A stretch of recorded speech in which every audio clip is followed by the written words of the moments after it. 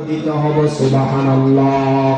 বিশ্বনবী সাল্লাল্লাহু আলাইহি ওয়াসাল্লাম আবু যর রাদিয়াল্লাহু তাআলা আনহুকে বললেন, ও আবু যর, সূর্য প্রত্যেকদিন ঘুরে গিয়ে পশ্চিম দিকে আল্লাহর কুদরতি পায়ে সিজদা দেয়, সিজদা দিয়ে বসে ক্ষান্ত থাকে না।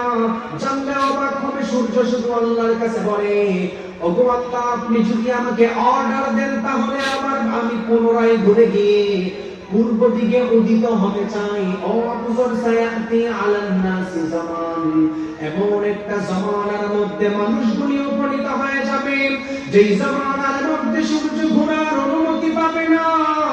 সূর্য পূর্ব দিক থেকে ঘুরে গিয়ে যখন আল্লাহর কুদরতি পায়ে যাবে, ও আবু যর, সূর্যকে আল্লাহ তাআলা এমন একটা জামানার মধ্যে মানুষ উপনীত হবে যেই দিন সূর্যকে ঘোরার অনুমতি দিবে না।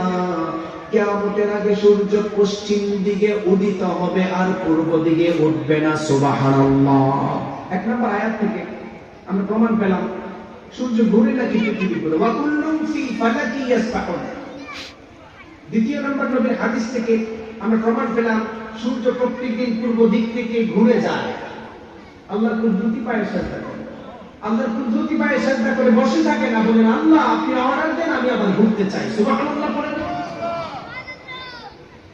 কোরআন সারা পৃথিবীর মধ্যে দামি হওয়ার অন্যতম একটা কারণ হলো